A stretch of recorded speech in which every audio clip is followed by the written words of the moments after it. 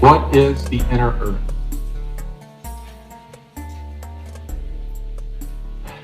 My first, introduction to any of the inner Earth information was on the smart glass pad. And for those of you who don't watch the show, it was a plexiglass-like pad that if you found it on the ground, you would think it was unremarkable. But there was a bio-neural interface component that worked with it, where it would show you what you wanted by thinking it, and would show you in your language, and you would get three-dimensional displays off of it. It was like a dumb terminal that connected to a database of all of this information. And we had two different databases. One of them was one that was owned by a non-terrestrial group that we're working with. I'm not exactly sure which group it was. I'm fairly certain it was the Nordics. And then we have the database that you connect to that is just the military information, nothing off-world, other than what we've gleaned on our own. So a lot of the time I spent on the research vessel, it was quite boring. I was either wiping down the walls, setting up or breaking down modular rooms for different experiments. So we would get a lot of time to look at these smart glass pads, and for some reason the inner Earth stuff got my attention. I really liked it. And there was a decent amount of information, but it was only probably in the late 70s that some of these beings that were connecting to military types, they were saying they were from a different star system, and it turned out that many of them came from below the Earth, and they were just telling us that for operational security, so we wouldn't, come down and ruin the good thing they have going. And as it states, we had access to a lot of very high-tech data. I was not super scientific minded, so I stuck to the outline information more than I did the actual scientific papers, which I would tend to get lost in. There are major cavern networks all around the Earth. A lot of these have to do with the creation of geothermal activity, like lava tunnels. Some of them are quite large. Others come from rift systems that have been exploited by non-terrestrials many thousands of years ago. And they had connected rift systems with tunnels that they created. And this was the ancient builder race that disappeared. And since then, different non-terrestrial groups, inner Earth groups, and military groups have been exploiting the same underground waterways and some areas the size of Texas that are open underground. Some of them are so large that condensation builds up, they have rain, they have misty type clouds. The art that I've had depicted, you cannot recreate the feeling of when you walk into a giant cavern and look around, and there's no way that you can really depict the size of these caverns. Amazing.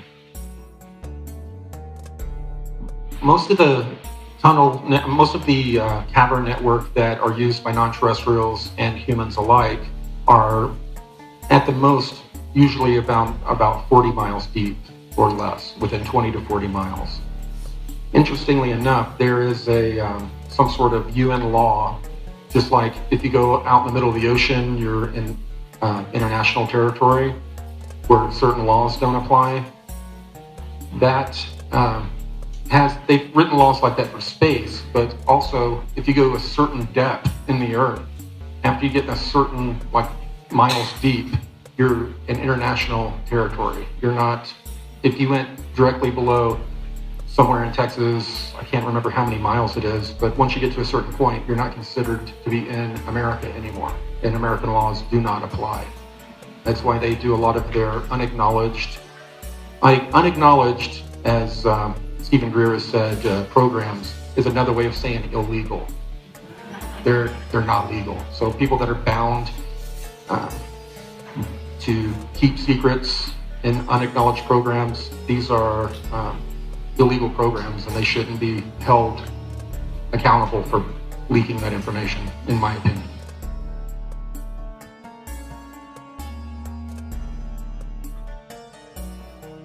Interestingly enough, it turns out that humans on the surface have sought refuge in the inner earth many times in our history.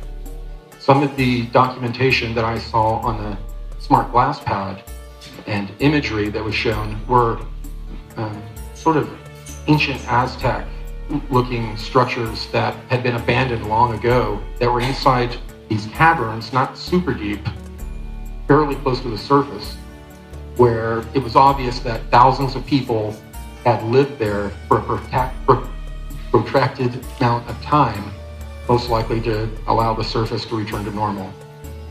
And what I later found out was that different inner earth groups, different non-terrestrial groups, were rescuing groups of people on the surface and bringing them under.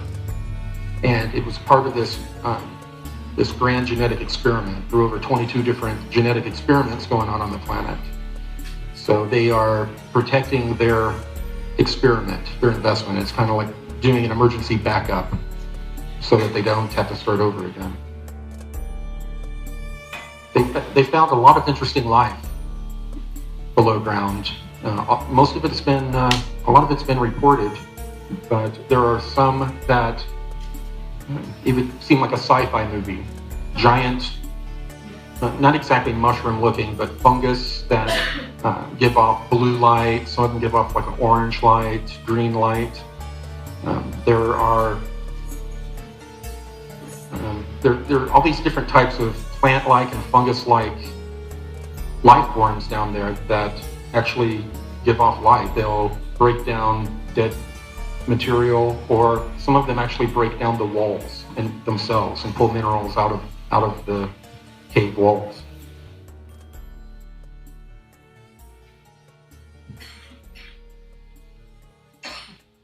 Now, what was really interesting in some of the imagery, there were huge cavern areas where it looked almost like a greenish sky. But what it turns out is that all along the ceiling was this lichen-type matted material that was absorbing the rock, it turning as a waste material, putting out bioluminescent light. And it wasn't enough to where you could see super well, but it was almost like wearing a pair of the goggles that the military used for starlight amplification.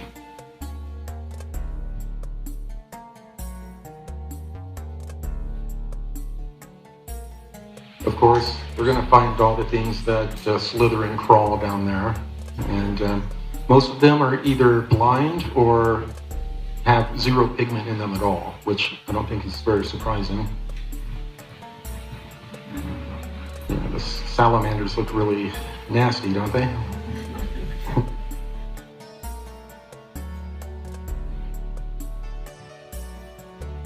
So we have, a lot of different types of life, plant life, that is very interesting.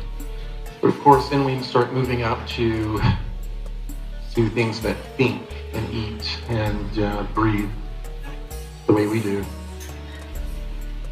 On Cosmic Disclosure, I talked about this first being that they would see a lot. They had red reflective eyes, large eyes, very pale, human. They're obviously a human group that had come down during one of these cataclysms and never left, and then started to adapt.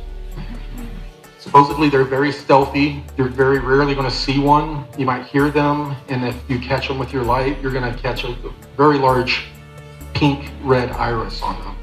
But for the most part, they're hard to catch. Unfortunately, when the military expeditions, when they would go down, they would want a closer look at a specimen. They would terminate it and then get a closer look. And unfortunately, the ones that I saw had been shot and were being videoed as they were being pointed at, and the ribs, and they were showing, unemotionally just showing the being they just shot. There are tall black reptiloids that control different areas below ground, and they seem to have their own agenda. A lot of them have mainly been seen in the Middle East and northern Africa type areas underground. Now, there was a comic book that came out a long time ago. It was can't remember the name of it now. They were talking about these very elephant-looking inner Earth beings they called the Darrow, that were very aggressive, very negative toward human beings. And I had actually seen information about them while I was in the programs. I happened to be 2 years ago at the Conscious Life Expo, before I had become public at all. I went and saw Jupiter Ascending with David Wilcock. And we're sitting in the chairs, and this being pops up, and it looks so similar to the imagery I'd seen. I was like, I slightly was like, whoa. But if you see David tell a story, it's like I had a mild seizure next to him or something. He likes to over-animate everything. But yeah, that movie had some interesting disclosure in it from a very dark perspective.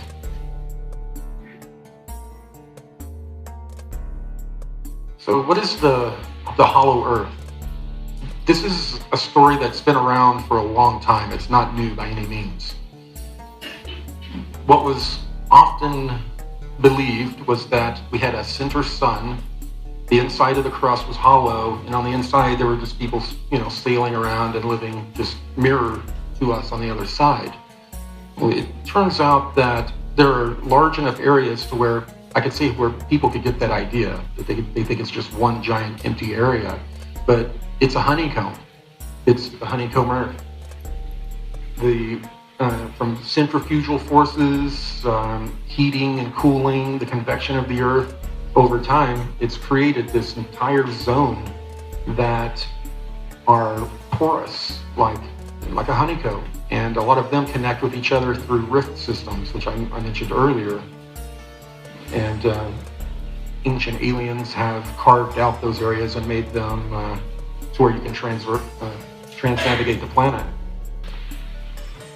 So there are underground lakes, oceans, rivers, and a vast amount of water that is locked up in in rocks, that is crystallized. And recently, it's been scientifically announced that locked up in the rocks below ground, there's way more water than we have in our oceans. There's plenty of water down there, and a lot of it is very mineral rich, as you would imagine. These underground rivers it's pretty amazing how we have submarines that are navigating these underground rivers. Could you imagine being the Lewis and Clark that discovered and mapped out those areas? I'm sure there's plenty of information about people lost, some harrowing experiences doing that. The legend of Agartha, it really became popular during the 1930s and 40s. The Germans loved it, I guess that area of Europe. And they didn't think of it as a fanciful story. They believed it to be fact.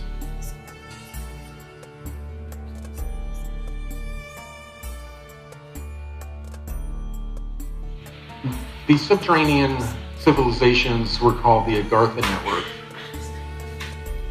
And many times, as I mentioned earlier, these subterranean groups, they would come up and masquerade as gods or angels. And as we became more sophisticated, they had to change, their story had to be more sophisticated. Then they began to tell us that they came from different star systems. There are definitely other beings from different star systems that look very similar to them that are visiting us. So a lot of people think that I'm trying to say, well, people from Andromeda or this are lying. it, we just know that they were lying to humanity about where they were from, because they were worried that we would, if we found out where they were, we would come down and invade, which I can't disagree with.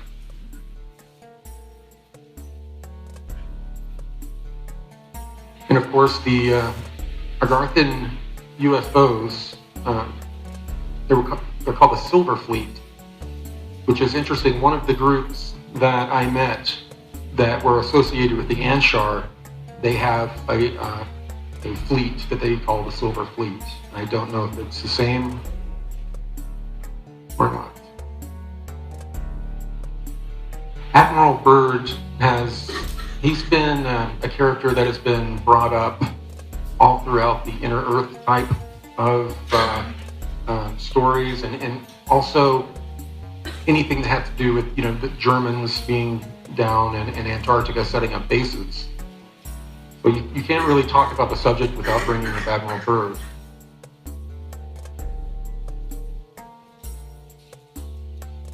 A diary came out at one point, and there's a lot of controversy on whether it's true or not. You have people that are ready to do battle with you either way.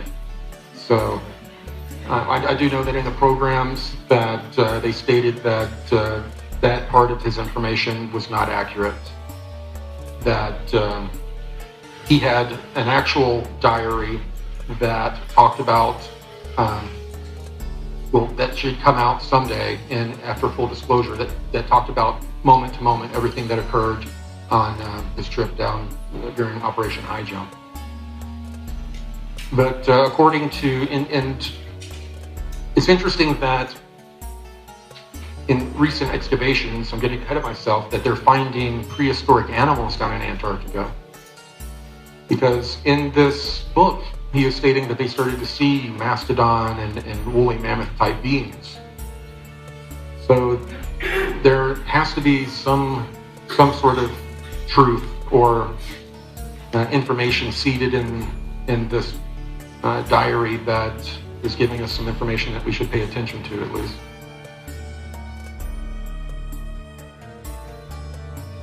And of course, the diary claimed that Admiral Byrd was flying over Antarctica and was, I guess, flown in. Next to him, he was given a escort flight by a UFO. They landed him in a green area, free of ice, and he was then introduced to these tall, blonde, Nordic-looking beings that had Germanic-type accents. And he visited with them a while. They talked about how warlike we are, which that seems to be the common theme with every group that's talking to us. And then he was escorted back to meet up with his fleet.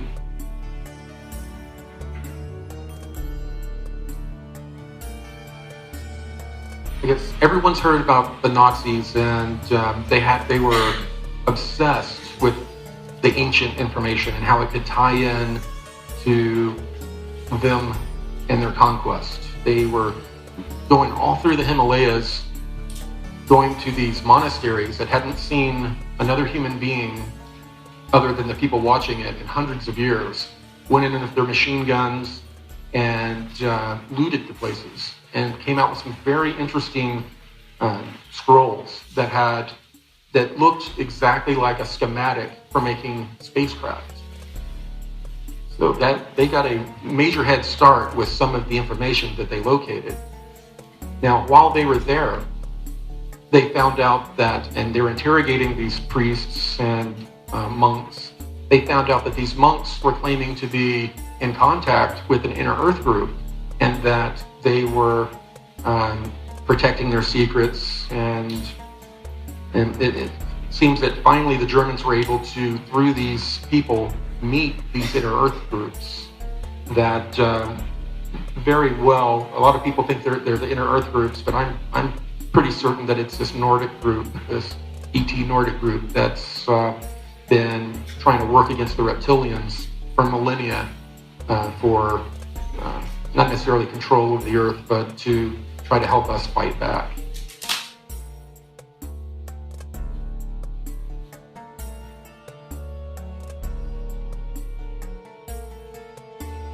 this is when the Germans really started to meet with this Inner Earth group, or this Agarthan group. It was right around the same time that they also started to meet with the Reptilians. And the Reptilians were happier to give them more militaristic type of information and provide a place for them in Antarctica to move as the war winded down.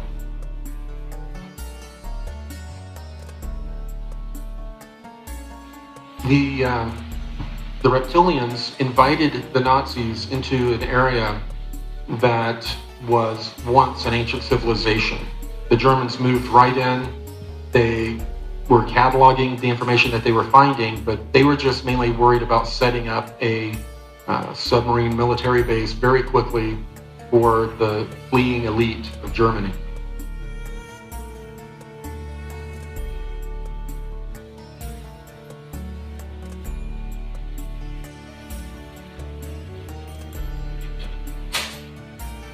This is the Mayan group. This is really the first group I really ended up getting introduced to.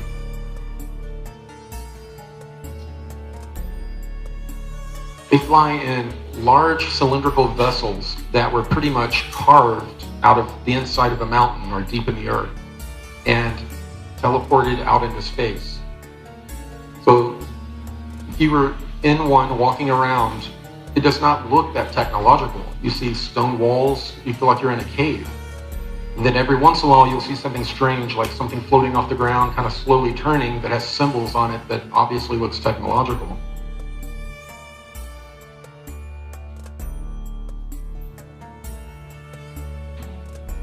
Back before I really started talking to David about all of this, and all of this came out, I had recently had a detached retina, and I was having surgeries from it. And after one of the surgeries, I all of a sudden started recalling a lot of the real negative things I was forced to do, a lot of really bad stuff that a lot of us were forced to do over that 20 years. And I was just about suicidal. I was in bad shape.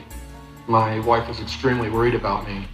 And then one night in my house, a human being pops in along with a bunch of these Mayan-looking people. And it was the first time that I met Lieutenant Commander Gonzalez. He was with them, and he was just giving me instructions because they wouldn't talk or interface with me. They brought me up to this ship and put a halo device on my head. And they used their technology, their healing technology, to help me, I guess, not really forget, but file away some of those memories. They told me there was no positive reason for me to have access to them at this point. And a lot of the other memories, somehow they removed the emotional charge associated with them. So I could have the memory and not have the flow of emotions that were associated with it. This helped me quite a bit. If they hadn't done that, I never would have gotten to the point to where I would have been able to, talk so openly about this information. Most recently, they've been doing a lot of further help with me. It turns out that all of the blank slating that they had done to me, the experience in time in these high magnetic fields that these torsion field drives have on our craft, they're not good for your neurology at all over long periods of time. So a lot of people, when they come out, they start having weird purple tunnel type neurological issues all over, memory issues. And I've been having a lot of those issues, and they've been helping me what little they can, because a lot of it has to do with if they don't want to, I guess, reactivate memories and emotions that they helped help me with earlier. So I'm going through that with them, and Gonzalez uses this, looks like a black cue ball. And he walks up and he just scans my forehead and will scan me up and down with it. It just looks like a stone.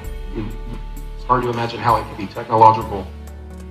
And then I finally had my meeting with the Inner Earth people.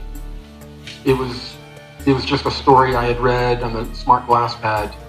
And other than, I really didn't know what had happened with the Mayan group. I didn't know who they were. I didn't know they were an inner Earth group.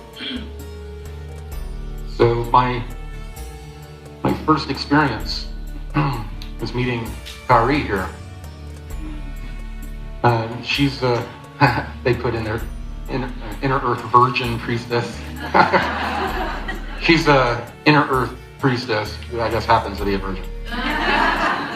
She's over 130 years old. When I interfaced with her, I was able to glean that. And her people, they live much, much longer than that, over 1,000 years. The first time I met, they actually teleported me down there with really no warning. Since then, they started using this ability they have. It's kind of like teleconferencing, but it's all occurring telepathically. And you would appear in this area that David Wilcock dubbed the construct, I guess from the Matrix. It's the area, it's all white, and we'll sit at a table and meet, or have a quick meeting, and then it's over. So sometimes I'm teleported down there, but most often recently it's meetings in what we're calling the construct.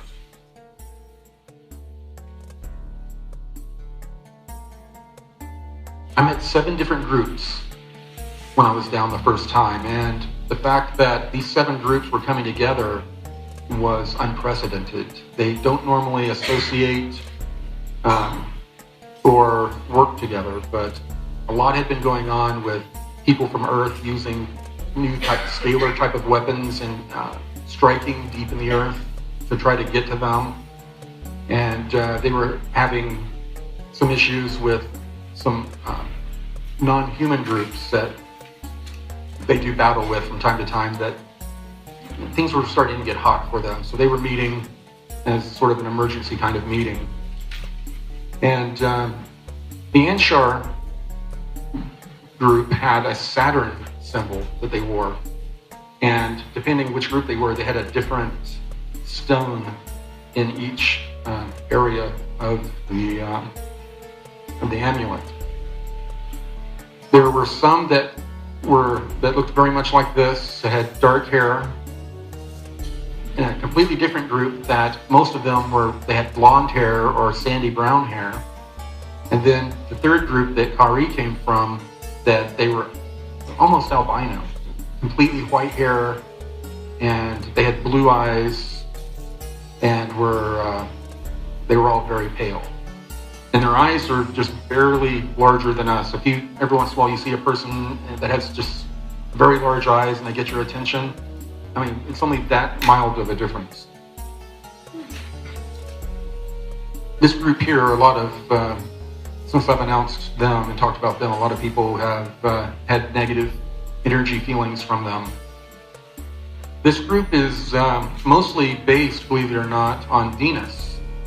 And they have enclaves here on Earth as well, but they're sort of militaristic, and they're very serious about guarding the treasures on Venus.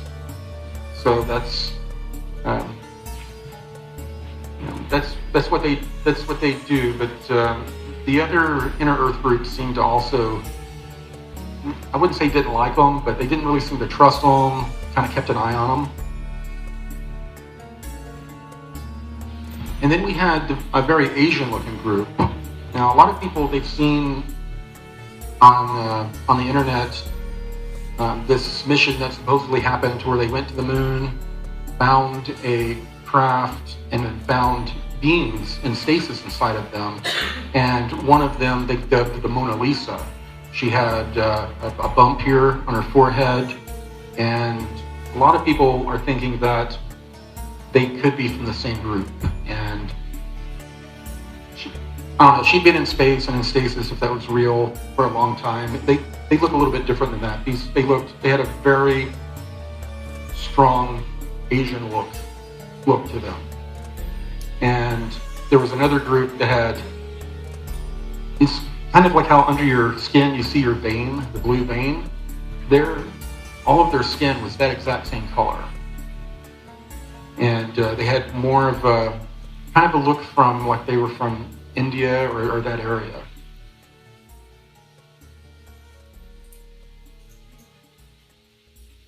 They were all speaking back and forth what I was told was a pre-Akkadian language, very strange, different sounding than what you would hear if you were a linguist. It would stand out very much. And there was an African-looking group that had a very strong, loving presence about them. It was, I mean, you could really feel it. David was surprised when I told him about this because there are a lot of aspects of the people in the secret space program that are prejudiced. They have, I guess, issues, and they were trying to convince David that outside of the planet that there are no African-looking people, which is absolutely wrong. And this is the Anshar group that I've gotten to know the best.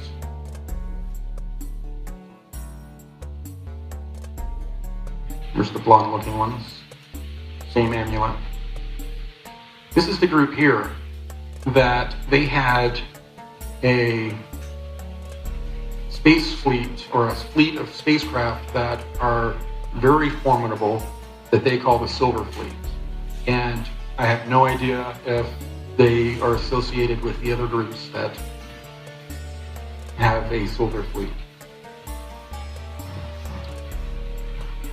The Raptors are a group that seemed to be a holdover, or I guess when the dinosaurs had been removed from the planet for this mammalian experiment, some of them had been pulled underground to be kept safe.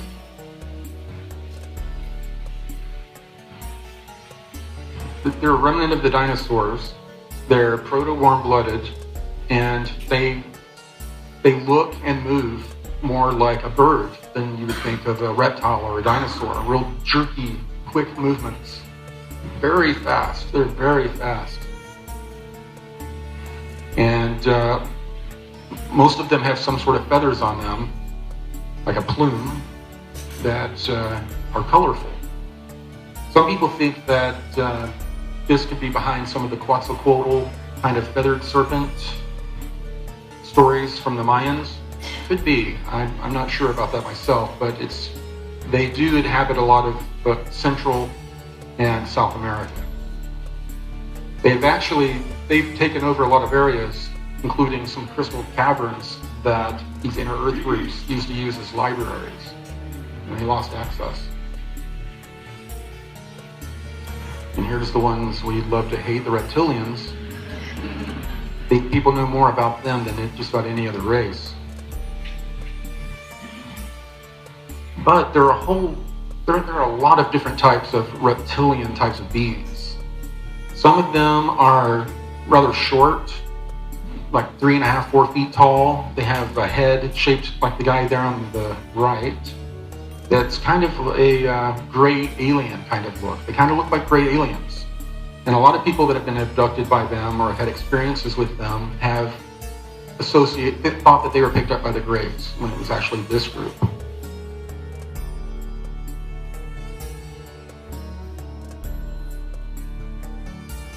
And of course, we have the tall, white reptilians that are the royalty.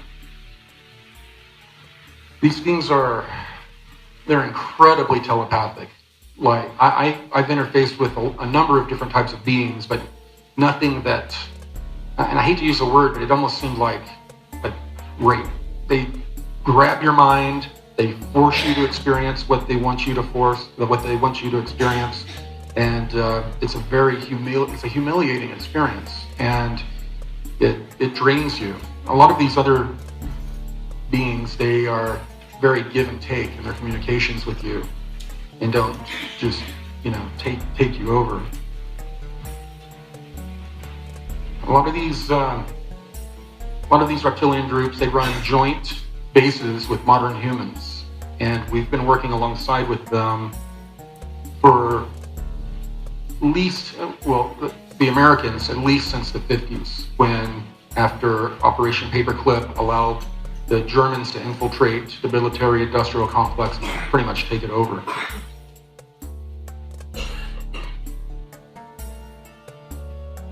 So, as a part of the inner Earth, I guess we're a part of the inner Earth now.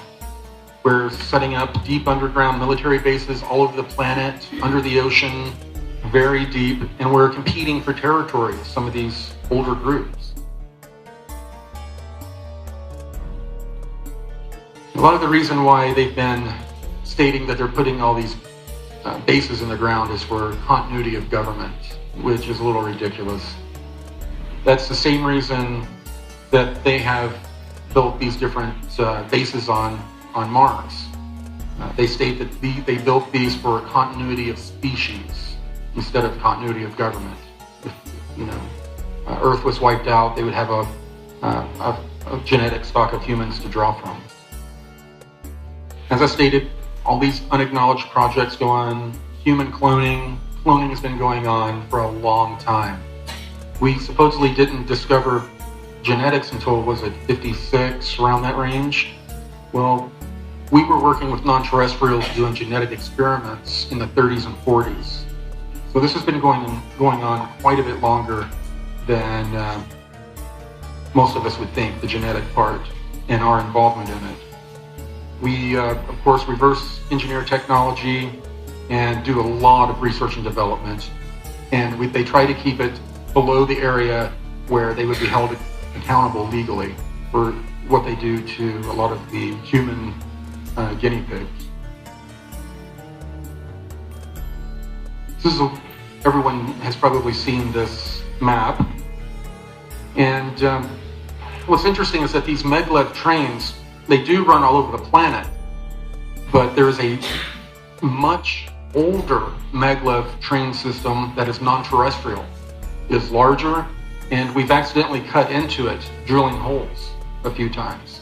And, they run us out and tell us, don't come back. But there is a much, much larger underground tunnel network that the non-terrestrials use.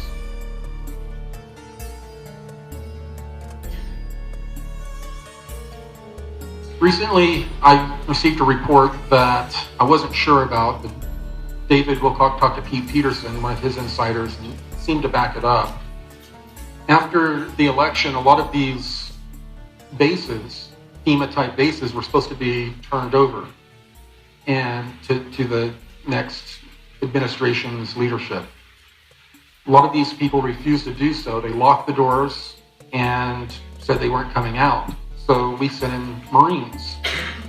The Marines went down and took forever to break through all of the concrete, the rebar, this reinforced steel. And they were told, once they broke through, to give everyone in the base one opportunity to surrender. If they refused to surrender or responded violently, they were ordered to wipe out all inhabitants, to wipe out everybody. Unfortunately, they did not completely brief a lot of these Marines that they might run into non-terrestrial beings. So a lot of these guys, they were really freaking out. They had a lot of problems because they went in, it was bad enough that they were having to kill all these humans, but now they were face to face with 8-foot-tall devils. And they were doing battle with them. Of course, we eventually, took the bases, but these soldiers, I've heard, they did not take it well, and they have not been recovering well from it.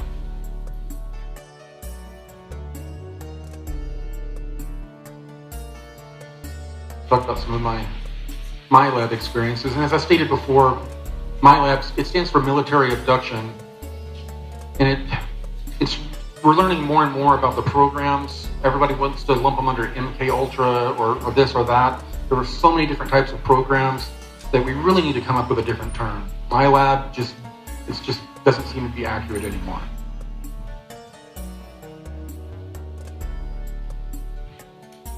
Once I was identified as an intuitive empath and brought into the MyLab program, when I was at school, they started picking me up in a white van, and driving me for almost an hour to Fort Worth, to Carswell Air Force Base. That base has a lot of history going back to even Roswell.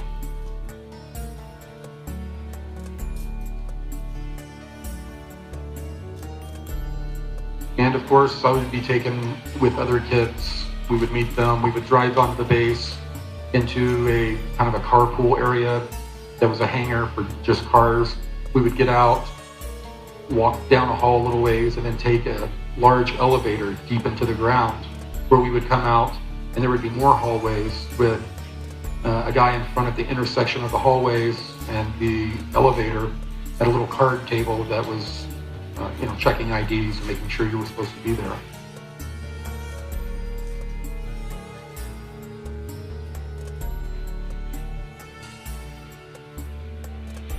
But, yeah, they had, and it didn't turn out that the base, the wing commander knew what was going on. I ended up talking to someone that served closely with him, and they didn't believe me, and then I described the base where I was driven, and they were shocked.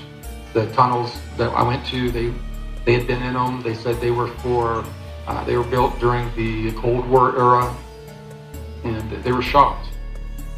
At this point, this is when they started to acclimate us to extraterrestrials, and we're trying to deprogram this natural fight or flight response we have. And I haven't really seen that it can be totally deprogrammed. I mean, right now, if I'm not expecting a reptilian or one of these other beings to appear here, if one appears, I get overcome with a fight or flight response. And just about everyone does, especially if they don't look like what we would consider benevolent. We have a visceral reaction. They were trying to program that out of people as much as possible, and us as children especially. So they would put us in situations in the beginning to where they would give us virtual reality scenarios and then start introducing non-humans through that way, or we would come out of being under that type of technology, and when we went into the remote viewing session, or the augmented reality session, there would be like 3 or 4 guys sitting at a table. And then we would come out, and as they were unhooking us, you'd be looking around, and all of a sudden there would be a gray alien sitting at the table. And no one would say anything about it. They would just, get you all unhooked, and then you would walk out. And they started to acclimate us like that.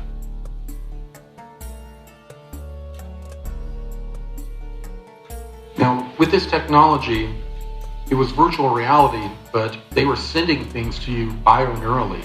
There's a place in your back where all the nerves cross, kind of like where the 2 little dents are in your back. And they have these 2 nodes that stick out. You lay against it, and they stick against your back, and it will send data to and from your nervous system through those areas. So they could also, kind of like, I guess, in The Matrix, give you a college education or teach you about a certain technology very quickly using this technology, as well as use it to train you and profile you to see how you will react under different circumstances. They use a lot of trauma-based testing in those scenarios, a lot of times just to see how we would react, how much better of a personality profile they could draw up for us to use that information to know how to use us in the future.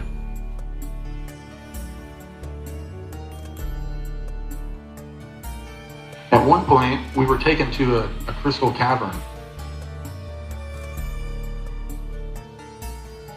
We were first taken underground on the tram system to a location to where there were a number of submarines sitting in a cavern-looking area. They looked like regular submarines to me of the era. This would have been probably between 81 and 83. I was 11 to 13 years old. So they loaded us all in these different subs and took us down.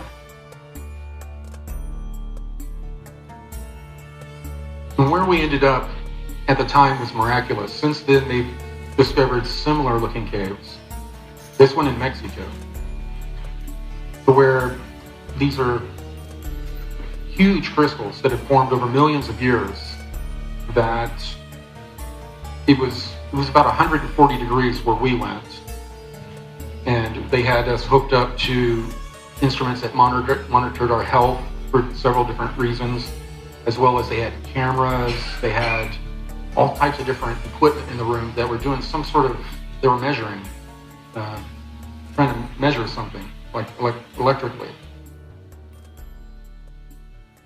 And I told the story in the Cosmic Disclosure about how they wanted us to try to interface or psychically connect with the crystals, that they warned us not to physically touch the crystals because the crystals could harm us or we could harm the crystals, that we were just to reach out to them.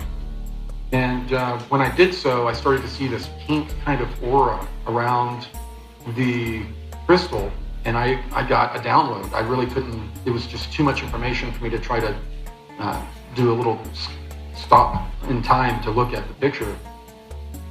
But when we were recently going over this information for the graphic novel, I remembered kind of off, not really in the middle of all of us, but kind of back, was a very tall being in a similar suit we were in. And I could just see this part of their eyes, but between the top of their lip and their forehead. And they had very large, pale blue eyes, and their skin was alabaster white. Interesting. I think some of the work that I'm doing with Gonzalez with my memory and trying to fix some of the neurological issues, I'm starting to trigger information that for some reason they didn't want me to have.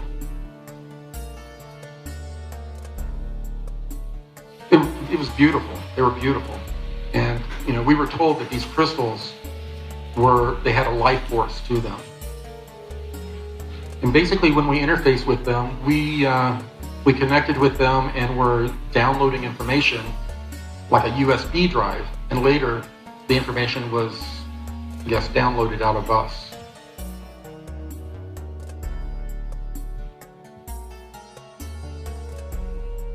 Of course, as protocol, at the end, we were all debriefed as a part of them also removing the data from us, and then we were blank slated and sent back up to the surface, where we soon got into a white van, were driven to school, and then our parents picked us up. And we were usually given a memory of going on a field trip to a museum or to see a show or something like that. The screen memories seem to fade away very quickly for me, and about 3 to 5% of the people. For some reason, about 3 to 5% of the people they use these technologies on, they're just unsuccessful, at least for very long. The way I've explained it is that, how do we have memories from past lives?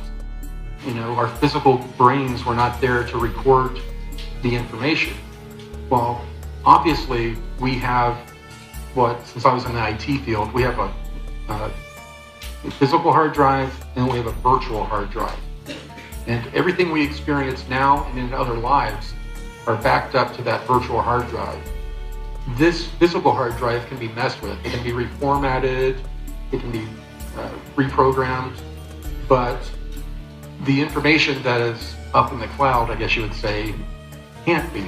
And if they remove information from your physical hard drive, there seems 3 to 5% of the intuitive empaths, there seems to be a automatic download or type of thing that occurs where the information starts coming back and they're unable to erase the information permanently. This is the first time I went down to the Anshar area down in the inner earth. I was brought down. There was a bright flash. I wasn't expecting it. I was laying down, and all of a sudden I find myself, I'm laying down on a floor in a completely different environment. All of a sudden it's cooler. I can smell and kind of taste minerals. I hear kind of echoey type of sounds. I was not where I was when I went to sleep. and I was in the middle of this room, and I saw people guarding doorways kind of off in the distance. And at that point, Ari Gonzalez and a small delegation approached me, and I was still pretty nervous. They then brought me to this cleansing room, which was close by, and it was because we were on holy ground, I guess you would say. We had to remove the clothing we were wearing and cleanse ourselves in this pool. And for them, it was not that big of a deal. But I was probably about 60 pounds heavier, and all these people looked like vegans. So first off, I wasn't real excited about taking my clothes off. And Gonzalez wasn't making it any easier.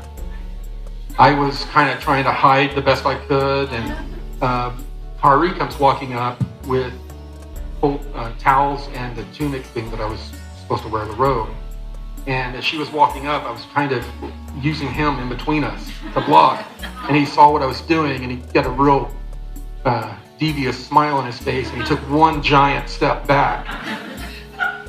So she gave me the robe and the little towels and left, or stepped back away, and then I was guided through doing the embarrassing cleansing ceremony. Once I had the robe on and I kind of shrugged off that experience, we headed towards the actual meeting. And I didn't even know that it was really going to be this big of a meeting, but this unprecedented meeting between the 7 different groups. And above the doorway in the main room, they had Vesica Pisces symbols above each doorway. And the little hole in the middle, it looked like you could stick a dowel piece of wood in there. It looked like it held something.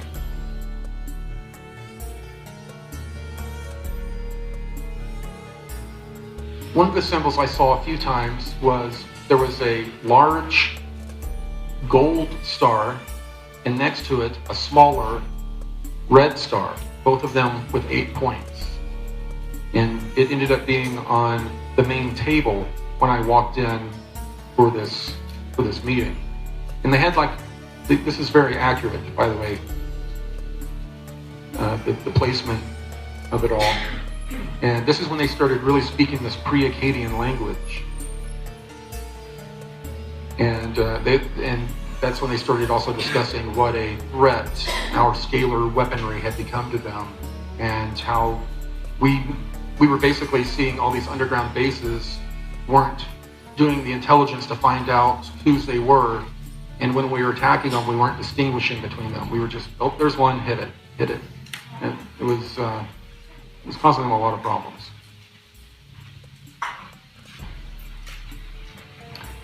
When I was taken to see the city, that's when I was blown away. I walk out of this area, and it's like when you walk up to a building for the first time and you find yourself looking straight up. It's the perspective is so quickly changed on you. It was like being on a different planet. There were some of these natural pillars that were in between the ceiling and the floor. Remember how big these pillars would have to be. You could fit Texas inside of this cavern. And there were lights, windows and lights, and looked like balconies all up and down this giant pillar. There were all of these craft that were flying around overhead as well, and they were just disappearing into the side of a wall as if they were just dematerializing and passing straight through.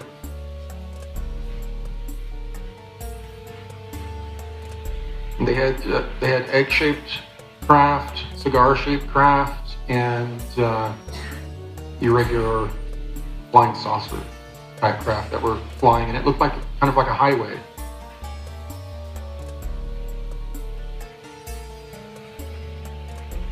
What was interesting were the giant buildings that just like domes of light. I didn't get close enough to see what they were, but they were very large, about the size of like a football stadium. They were very large. Later, I got to see this very similar type of scene. I was flown in one of the egg-shaped craft over the city and through the wall on a recent expedition. Well, you know, what do the Anshar eat? They're definitely not carnivores. They very much into eating vegetables and fruit that are grown in a certain way, a very high vibratory way. It's interesting how important that is to them, having high vibratory food. When Thierry told me that that was a very important part of this journey that most of us leave off. We'll work on the, you know, somewhat on the physical part, but we'll work on the spiritual part. We don't realize that we hit a glass ceiling until we can get our physical bodies on the right vibration through what we're putting in it. This was a huge area. I mean, these crops were enough. I mean, they could feed millions of people.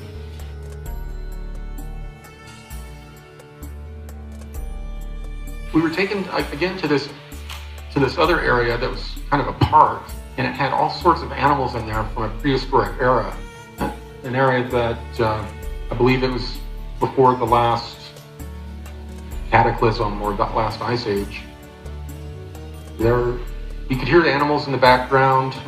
At one point, when we were close to being done, some sort of a loud cat or lion type creature roared. I could feel it in my chest. It startled me at least. And in the middle of that room was a giant obelisk that was very weathered. It looked very ancient. And directly above it, towards the top of the cavern, was this giant plasma ball that was putting off the full spectrum of light that our sun does. And during this time when I had just delivered this information, and David Wilcock got that real shocked look on his face I've seen a million times now, and dug around and pulled out a file and then displayed it to all of us at Cosmic Disclosure. And it was his current book cover. The Saturn in the background, a giant glass obelisk with the sun above it, a plasma ball above it. It was a really weird correlation. My trip there ended with me being brought to the libraries. When I arrived there, completely different look. Everything, all the stone was white and polished marble. And when I first arrived, there was a large, skinny gold arm sticking out of the ceiling holding a crystal ball.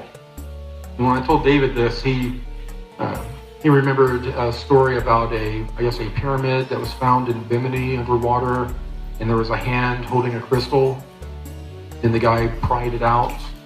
I guess that reminded him of that story. Now, when we walked through the library, we would see these very old rolled up scrolls.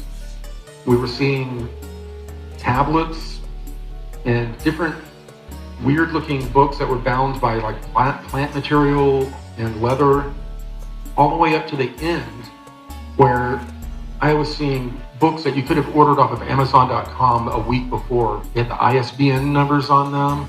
It was amazing. So they keep abreast of all of everything. They have full access to the internet.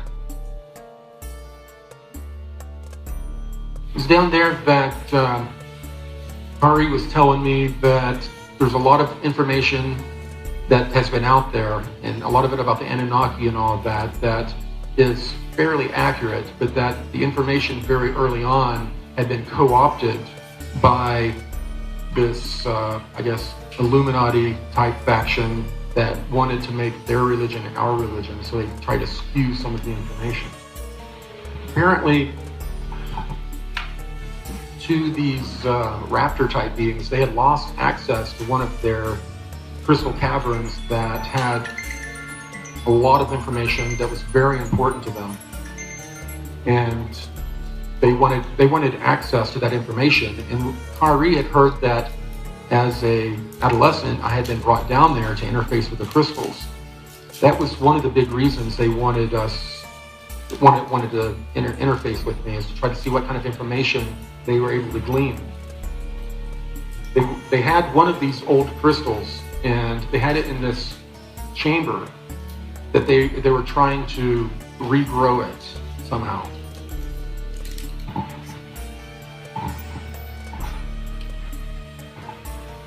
Kari she had told me that she wanted to experience the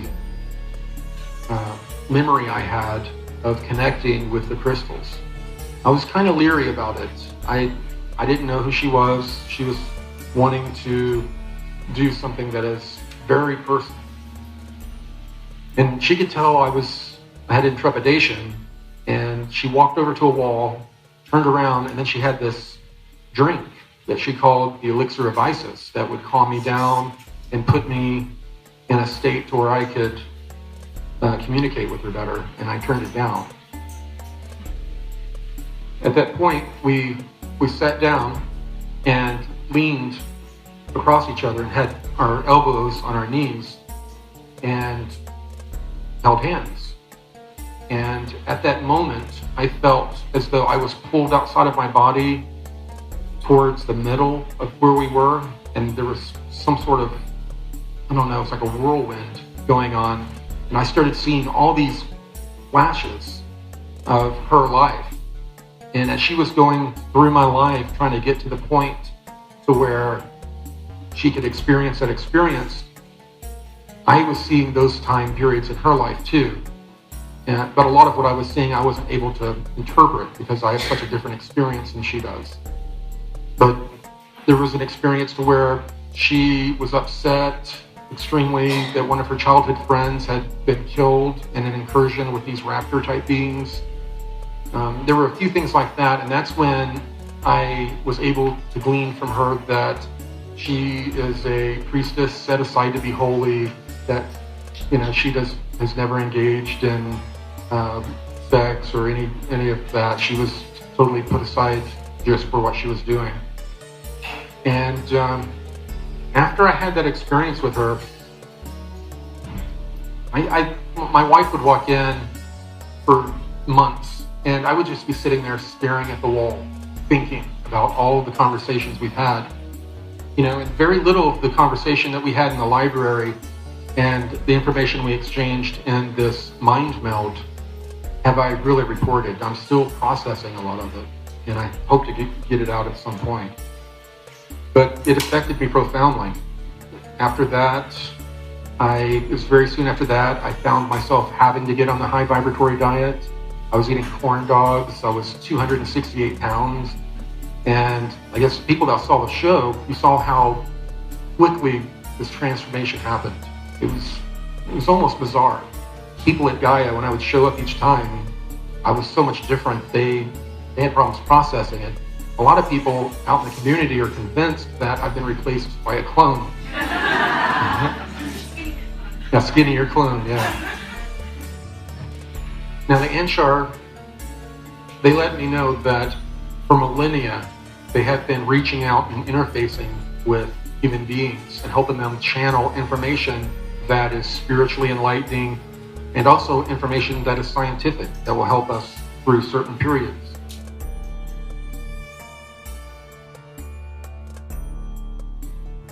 When I walked through this library area where all these people were kicked back in these egg-shaped chairs, it was, I don't know, it's surreal. You're walking, you see all these people kicked back, kind of like in meditation mode. A lot of people would love to see that here. But that's when it was explained to me that they reach out, they'll reach out, and a person usually will tell them who they're going to be in the session. Like a person will be there, and they'll come to them, and they'll be like, "Oh, are you blah, blah, blah, blah, blah," from their belief system. And usually they'll be like, "Okay, it's a positive figure. Sure, we'll roll with it." And then they start giving this positive spiritual information or technical information. And not just this group are reaching out. We're in telepathic communication with a lot of different beings, and a lot of them are these like archangel and beings that are in another realm, not physically with us.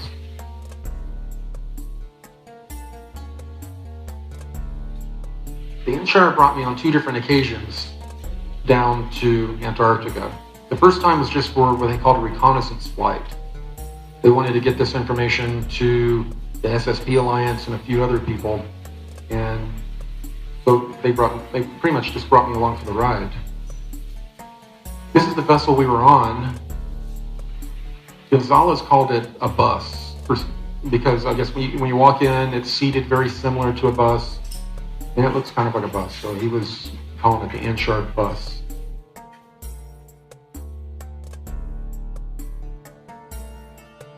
Now, one of the interesting things I was shown is that directly below Antarctica, there is a huge kind of a cavern system that goes in under the water, and then it runs into the rift system that runs under the Ross ice shelf, and runs up through under the ocean in a rift system that runs all the way up to North America. The military-industrial complex have been exploiting those areas for many, many years. We've developed these giant black submarines that are electromagnetically propulsed, but they're the size of container ships. They're huge. They actually load with, I saw them unloading, but they will load with cranes, giant container ships, just like you will see in any harbor around here. And then they take them under the ground in the water down to various places in South America and ultimately Antarctica. And a lot of the area they travel through are areas that were, I guess, created between rift systems by the ancient builder race. They're very ancient underwater tunnel systems.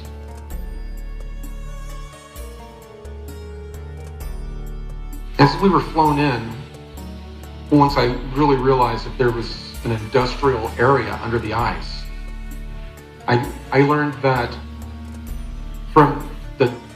they told me not to get lost in the telemetry or the information because the craft we were on was very intuitive. If I would wonder about something, all of a sudden all this data would come up about it. And the experience was happening so quickly, if I would look at the data, I would miss a whole lot of other. So she was telling me the data is being captured, it will be sent to the proper people. Just focus on looking out the window, basically. It wasn't a window, but. And one of the things we saw was a giant in the middle of this sprawling industrial area, obviously built by humans. They had a huge power plant that was, it created power from geothermal.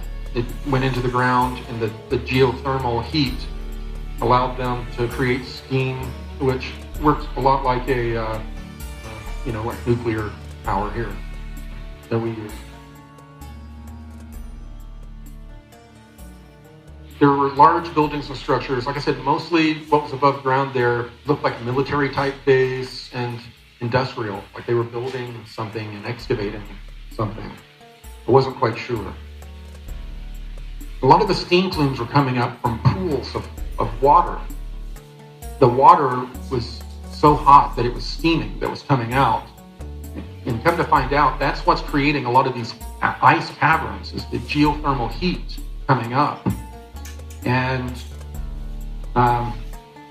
it's increasing. The geothermal heat is getting more and more active down there. It's raising the entire temperature of the ice shelf by like 1 degree every couple years, which is enough to cause a massive melt at some time in the future if it keeps occurring at that rate. The excavation that we're doing underneath the ice is further destabilizing the ice. And it's a problem right now. It could cause some serious issues if a giant shelf broke off and fell in the water. It could cause tsunamis.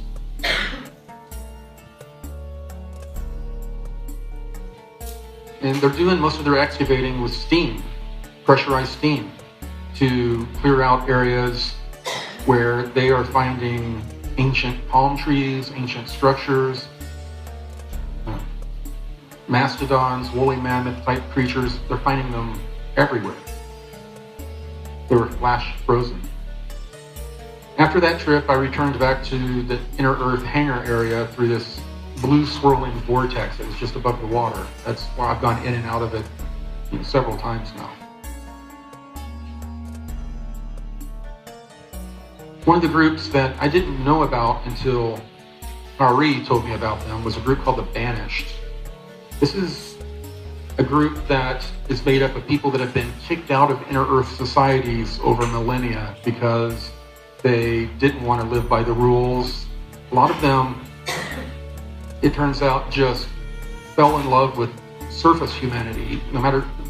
Even though we're going through these wild, crazy times and we're mostly misbehaving, something about us enamored them, and they came out and wanted to live amongst us and help us grow.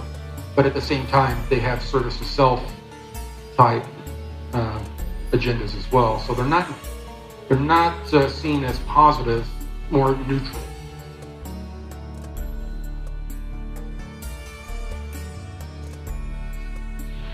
My first encounter with the Banished, I was actually down at Long Island on our trip last year, family trip. I was laying in the bed, and my son was in the bed next to me, and then there was another queen-size bed in the hotel where my wife and daughter were laying. And I woke up, and I see a woman's head above me, and she's looking this way, and then she looks down and realizes I'm awake and looks surprised, and then she reaches down and just touches me like that real quick, and then it was over. It was disconcerting to me because my family was in the room.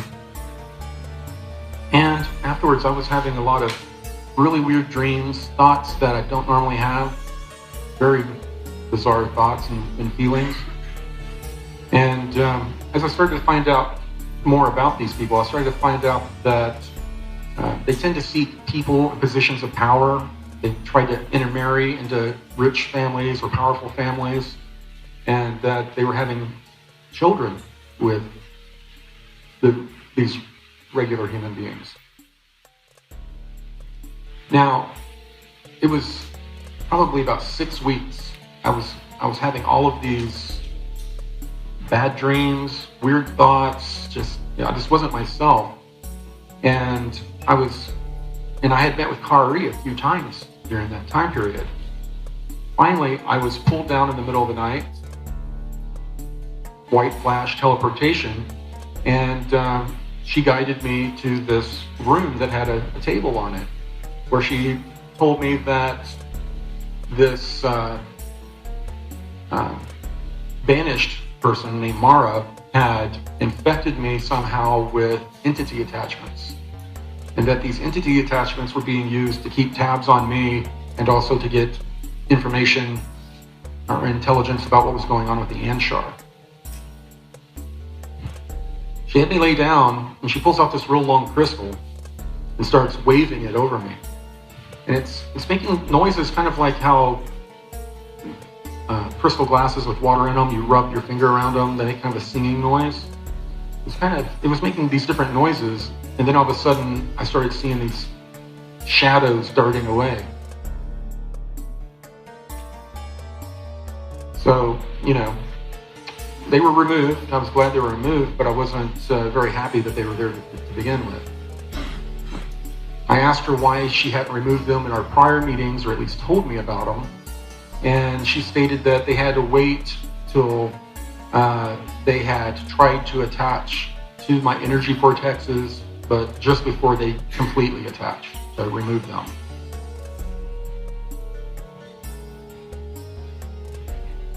The most recent trip, I was taken down where Gonzalez was already waiting for me, and we were brought down to this different hangar. And this is the time when we got in one of these egg-shaped craft, and they just started flying us through the walls and over the city. I got to see that scene that you saw flying over the city and before we flew through another wall.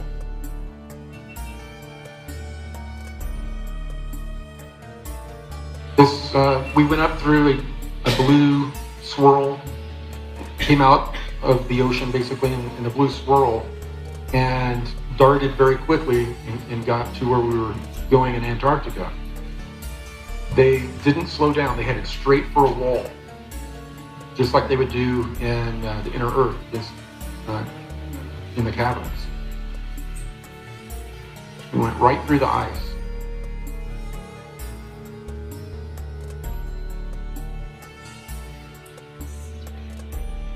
We ended up in a very similar area I'd been to before, a big giant cavern of ice, where about a football field or two away were a bunch of people steaming the ground, digging, and they didn't notice us. I don't know if we were cloaked or not. So Kari was with us, and two of the real tall Asian-looking inner earth beings with the head of crystals under their head, under their forehead, and then Gonzalez and I. And they had us put on these real fine mesh, almost like chain of mail suits. We would put them on, put the boots on, and they would just come together, just mesh together like one piece. And then they had us put on this thing that you put your head in through the front. And it was kind of like a fencing mask.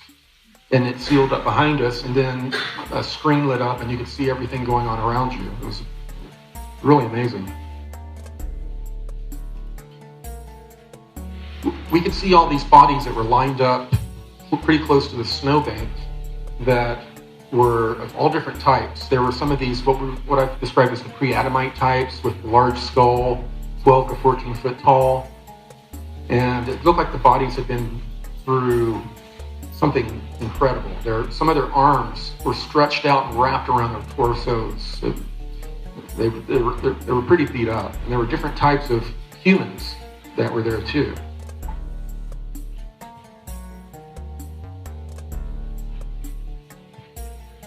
Gonzalez had with him a special core sample kind of tool that we were using to push into these frozen dead bodies to get genetic samples. He was also taking some sort of images as he was taking the sample.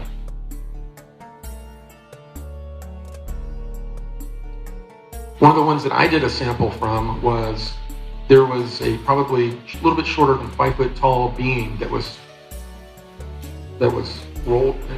curled up, much like this. And they had a tail that was sticking out, kind of out and frozen. I could see the folds where the tail connects to the back. There were these weird, like, kind of folds of skin.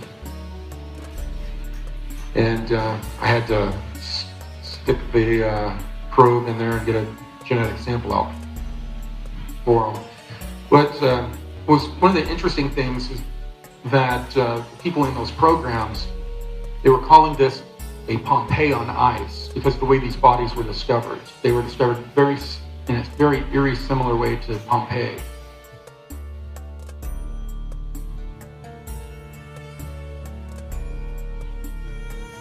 These were, the one on the right is one of these original pre-Adamite type beings.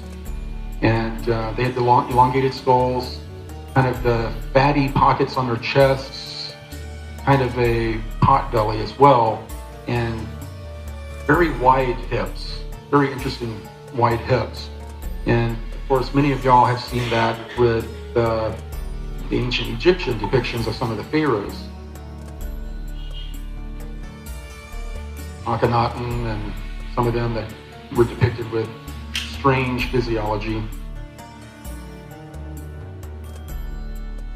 And some of these elongated skull beings that ended up ruling Egypt and other places they were survivors or remnants after the last cataclysm that happened. These, I guess, lack of a better word, these Atlanteans were stranded in little enclaves all over the planet.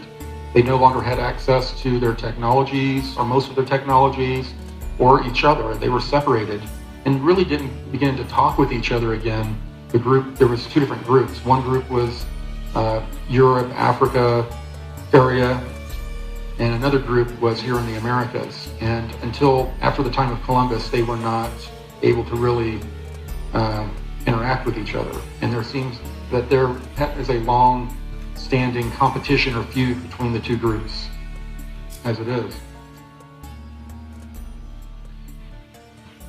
These images really show, I guess, the strange bodies that they have, the pockets of fat on the belly and the real wide hips and narrow waist. It's striking. Back to the original, the bodies we were looking at. We were then shown that there was a little bit of stonework sticking out of the snowbank we were next to. So, without missing a stride, Kari and the two other Inner Earth people just walked through it as if it wasn't there. And Gonzalez looked at me, I looked at him, and we followed them. And when we got inside, the room was lit, and it was a library. There were all different types of scrolls around, very large, looked like someone with large hands, a large being, was using it. And on the wall there was a bowl, and there was a little bit different than this image that was depicted. There was 3 rings with a arrow stuck in the middle of it, almost like a target. The 2 Asian-looking Inner Earth people walked directly up to one of these trays and started loading metal scrolls into this collapsible crate that they had with them. And it was crinkling. It sounded a little bit like tin, but I was able to see one of them that had flopped open a little bit, and it looked like laser-etched symbols, all in it, laser-etched symbols. And to this day, I still don't know what type of intel or information it was, but obviously they wanted to remove it before that area was excavated.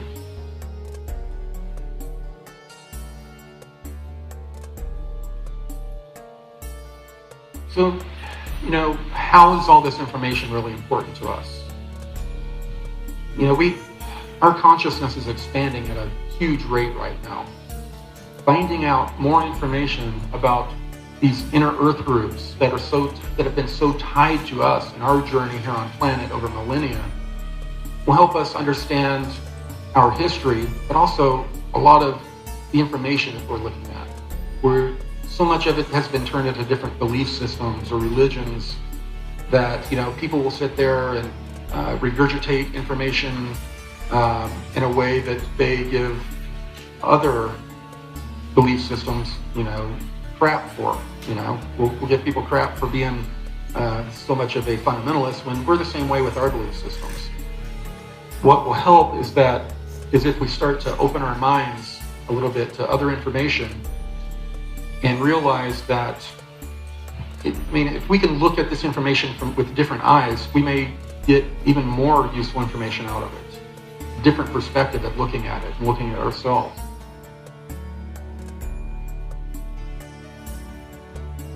Of course, I have to talk about the graphic novel. Interestingly enough, when I was conversing with Tier Air, stated that all this is really great work. We're planting information to the seeds of consciousness, but they wanted not only me, but all other light workers out there to find a way to not just be preaching to the choir. The people I'm talking to here, you already have a propensity to believe some of this stuff, or believe a version of it. We need to get this information out through our different talents, different ways of art, music, different types of media. And I don't want people to feel like they have to just spread the blue avian message or this information, but I think everyone right now is being pushed to spread this positive information, loving information in a way that will kick in the 100th monkey effect on a larger scale. More and more people they won't know why, they'll want to be more positive. Basically, I was told to do this and get this information to the gaming people, the sci-fi people, that their consciousness is already primed for a lot of this information, but they see it as entertainment purposes only. But if you can get a message into them, why not? So I think that's what we're going to start seeing. A lot of people that do what we do, people with the arts, music, you're going to find people being compelled to spread this blue avian type message of being more loving, forgiving yourself, being service to others and trying to change the world one person at a time.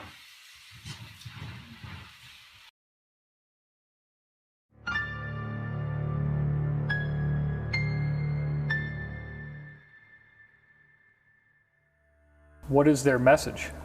Their message for humanity is that we need to become more loving, we need to become forgiving of ourselves and forgiving of others.